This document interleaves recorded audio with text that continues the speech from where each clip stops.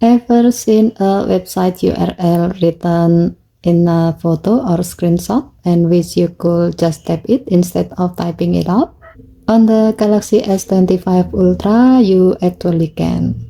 Samsung built-in text extraction feature lets you scan text from images and even open links directly without needing for third-party apps. Here's how to do it. First, open Gallery app and then open the image that contains the web address. It can be a photo, a screenshot, or even a flyer you snap.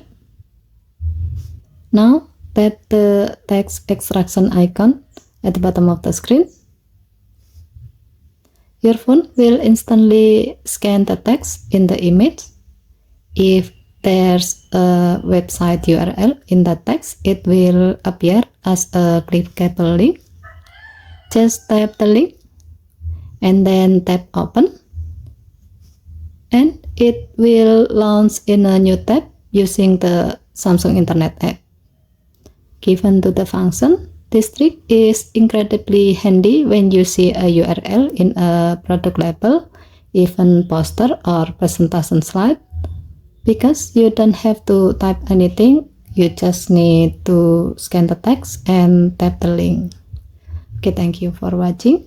Please help to like and subscribe. Have a nice day.